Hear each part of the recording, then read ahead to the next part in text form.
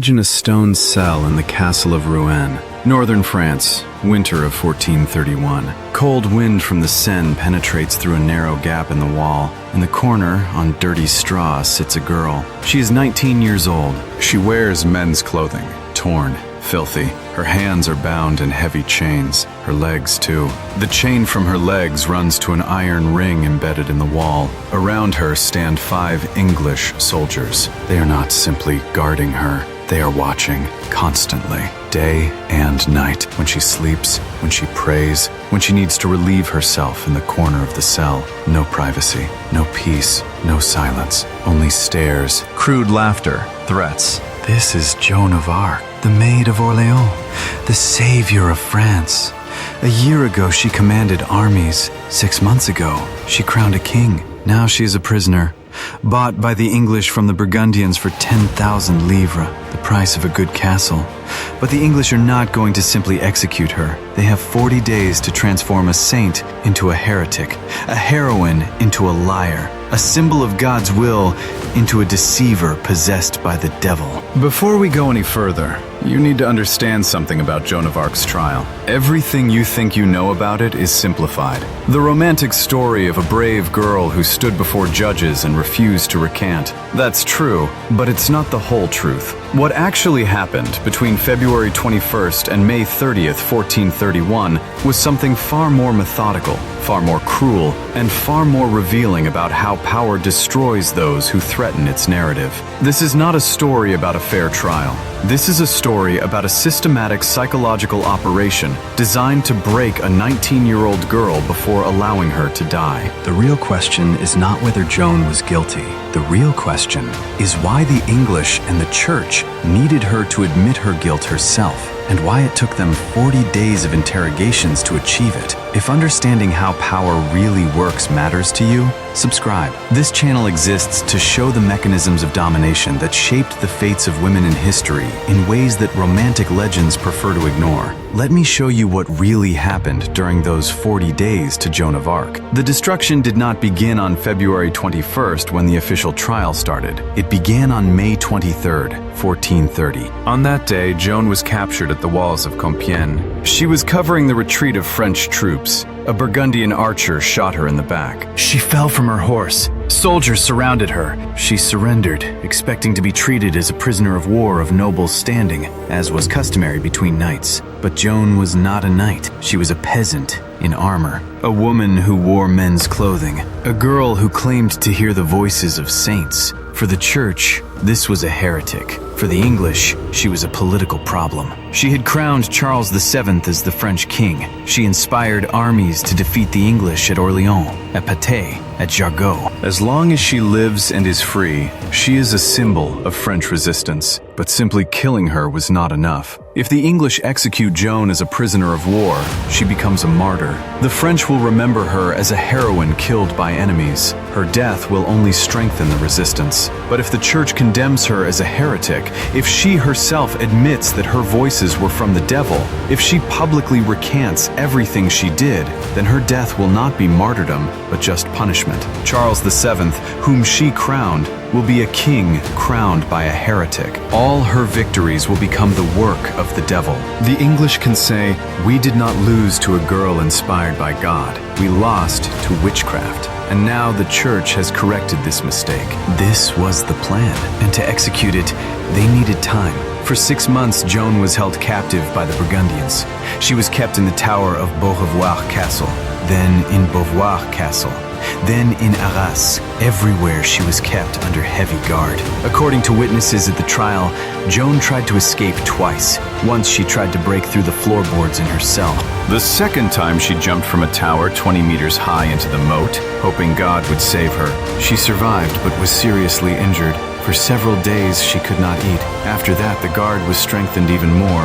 In November 1430, she was sold to the English. The price? 10,000 livres. a sum for which one could buy an entire castle. The English paid it from their military budget. This was not a whim, it was an investment. Joan was brought to Rouen, the capital of English territories in France. There she was placed in a military prison in the castle, not in a church prison, as was proper for those accused of heresy. Why? Because the English did not trust church prisons. They feared that Joan would be rescued by French supporters or bribed guards, so she was kept under the guard of English soldiers, soldiers who hated her, soldiers who had lost comrades in battles where she commanded, soldiers who were ordered to break her before she appeared in court. The cell where she was kept was small, about 3 meters by 4. Stone walls, earthen floor covered with rotten straw, one small window under the ceiling, too narrow to squeeze through. Constant guard. 5 soldiers in the cell around the clock. They relieved each other, but someone was always nearby, always watching. Joan was 19 years old. She was alone, in a cell full of adult men. According to testimony from the trial records, guards regularly insulted her. They called her a whore, a witch. They threatened rape. Some tried. This is one of the reasons why Joan continued to wear men's clothing. Pants could be tied to the jacket with many cords and knots. This provided at least some physical protection from assault. Later, at the trial, church judges used this men's clothing as proof of her heresy. But in the cell, it was the only protection she had. On February 21st, 1431, the official trial began. Joan was brought to the chapel of the royal castle. There, 42 church judges awaited her, led by Pierre Cochon, Bishop of Beauvais. Cochon was French, but he served the English. His appointment to this position was political. He was obliged to deliver the needed verdict. On the first day, Joan was read the charges: heresy, witchcraft, wearing men's clothing, refusing to submit to church authority, claims that she hears the voices of saints without the mediation of the church. She was asked if she admitted guilt. Joan answered, __0_. These words are recorded in the protocols. This was a perfect answer, theologically flawless.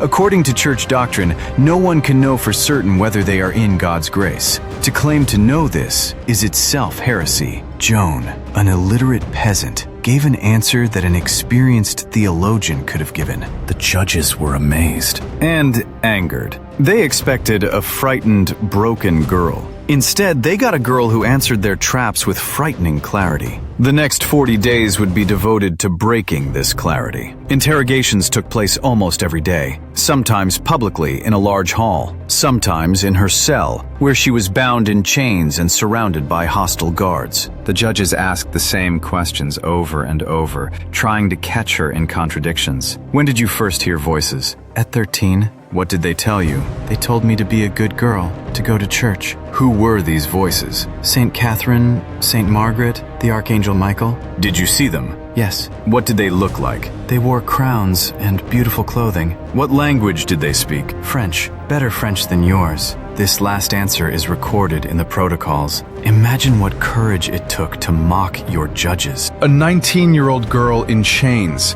accused of heresy punishable by death, and she mocks the bishop. But the judges were not stupid. They understood the direct questions were not working, so they moved to traps. Are you in God's grace? We already know her answer. Are you certain you will go to heaven? I believe that if I die in God's grace, I will go to heaven. Flawless. Did your voices tell you that you are saved? They told me I would be saved if I remained true. Again, a perfect answer. Conditional, not absolute. Do you wear men's clothing of your own will? I wear it by God's command. Did God command you to wear men's clothing? Everything good I have done was by God's command. The church says women should not wear men's clothing. Will you submit to the church? This was a trap. If Joan says yes, I will submit to the church, she will be forced to remove men's clothing. Without it, she will be defenseless before the guards. If she says no, I will not submit to the church. This will be open heresy. Refusal to submit to church authority. Joan answered, quote 22. The judges recorded this as a refusal to submit to the church. Proof of heresy. The interrogations continued for weeks. Every day the same questions, the same traps, the same attempts to make her contradict herself. At night, Joan was returned to her cell. Chains, Guards, insults, threats, no sleep, constant fear. Modern psychology calls this sleep deprivation and sensory overload, a torture technique designed to break a person's will. Joan endured, but the judges knew that time was working against her. Every day without sleep, without normal food, without human warmth, made her weaker. On March 27th, after 5 weeks of interrogations, the judges changed tactics. They brought Joan to a room where torture instruments stood. The rack, the wheel, iron vices, red-hot pincers. They did not apply torture. They simply showed her the instruments, explained how each one worked, how slowly the body breaks, how long a person can scream before losing consciousness. This is called demonstrative threat. Make the victim imagine the pain that awaits her if she does not break. Joan looked at the torture instruments and said, "Even if you tear my limbs from my body and make my soul leave it, I will say nothing different. And if I say something different, I will always say that you forced me to say it by torture." This is recorded in the protocols. The judges understood that physical torture would not work. If they torture her and she confesses, anyone can say the confession was forced. This will devalue the verdict. They needed a voluntary confession, public recantation. For this, it was necessary to break not Joan's body, but her faith. On April 18th, the judges read Joan a list of 70 charges. This was an enormous document, compiled to confuse and overwhelm. Most of the charges were distortions of her words. Some were outright lies. Joan was not given a lawyer. She was not given time to prepare. She was forced to answer immediately to each charge. She was exhausted. She had not slept properly for months. She began to make mistakes, confusing dates, forgetting details. The judges recorded every mistake. Proof that she is lying. Proof that her voices cannot be from God because God does not allow mistakes. On May 2nd, Joan was moved to another cell, without guards inside, only outside. For the first time in months, she had privacy. Why? Because the judges wanted her to try to escape or kill herself. If she kills herself, it will prove she was a desperate sinner, not a saint. If she tries to escape and is caught, it will prove she did not believe in God's salvation.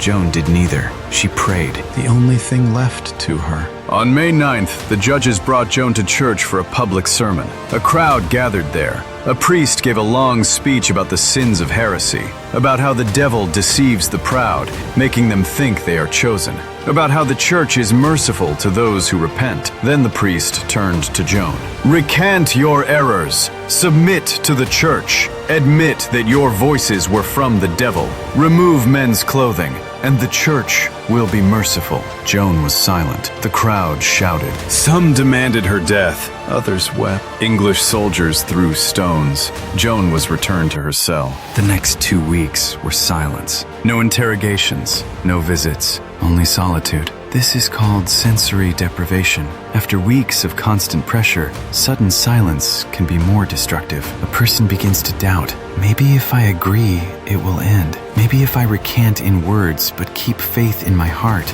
God will understand. Maybe surviving is more important than being right. This is what the judges were counting on. On May 23rd, Joan was again brought to a public sermon. This time, at the cemetery of St. Ouen, they built a large platform. The crowd was enormous. Thousands of people. The judges read the verdict. If Joan does not recant, she will be burned tomorrow. Joan listened. Then she wept. This was the first time witnesses saw her crying. She asked for a priest. They gave her a young monk. He whispered in her ear, "Sign the recantation. Just sign. Save your life." Joan looked at the prepared stake, at the chains, the crowd screaming for her death. She was alone, completely alone, and she signed. The recantation document was short. Joan confessed that she falsely claimed to receive revelations from God, promised to no longer wear men's clothing, promised to submit to the church in everything. Witnesses say her hand trembled so much she could barely hold the pen. The judges were delighted. They got what they wanted: public recantation, voluntary confession. Now the sentence could be commuted. Joan was sentenced to life imprisonment in a church prison. She was led off the stage. The crowd dispersed. It seemed that everything was over, but this was a trap. Joan was returned not to a church prison as promised, but to the same military prison, to the same English guards. to the same cell with chains. She was given women's clothing, a dress, without knots, without protection. The very first night, guards tried to rape her. According to testimony from the rehabilitation trial of 1456, Joan screamed, resisted, but could not defend herself. The next morning, May 28th, guards took away her women's clothing. They left only men's clothing in the cell. Joan had a choice: remain naked or wear men's clothing. She put on men's clothing. The judges burst into the cell an hour later. "You broke your promise! You're wearing men's clothing again! This proves you're a relapsed heretic. You've returned to your heresy." Joan tried to explain that she had no choice, that the guards took the women's clothing, that she was trying to protect herself. The judges did not listen. They got what they wanted from the very beginning: a relapsed heretic. This was a death sentence. Joan was again found guilty, this time without the possibility of commutation. On May 29th, Joan was informed of the sentence. Tomorrow morning she will be burned at the stake in the old market square of Rouen, publicly, in the presence of a crowd, as an example to all who dare to challenge the church and English power. According to eyewitnesses, Joan wept again. She said, "I would prefer to be beheaded 7 times than to be burned. My voices were from God. I was not deceived." That night, she confessed to a priest. She received communion. She spent her last hours in prayer. The guards no longer mocked her. They were silent. Some wept. On May 30th, 1431, early in the morning, Joan was brought to the old market square. She wore a long white dress. On her head, a tall paper cap with inscriptions: "Heretic, apostate, idolater." The crowd was enormous. Thousands of people came to watch the execution. Joan was tied to a post with chains. Firewood was piled high around her. The executioner received an order: pile the fire very high so that the flames would not kill her quickly, so that she would burn for a long time, so that everyone would see her suffering. Joan asked for a cross. An English soldier tied 2 pieces of wood together and gave it to her. She held it before her. They lit the fire. According to eyewitness accounts, Joan screamed "Jesus" over and over until the smoke choked her voice. She died within a few minutes, but the fire burned for a long time. After the executioner received an order to rake through the ashes, show the crowd the charred remains, so that no one could say Joan miraculously escaped. Then the ashes were collected and thrown into the Seine so that no relics would remain. Joan of Arc was 19 years old. She lived 1 year as a commander of armies, 9 months as a prisoner, 40 days as an accused in a trial designed to break her will. And this is what these 40 days reveal. The Inquisition did not simply want to kill Joan.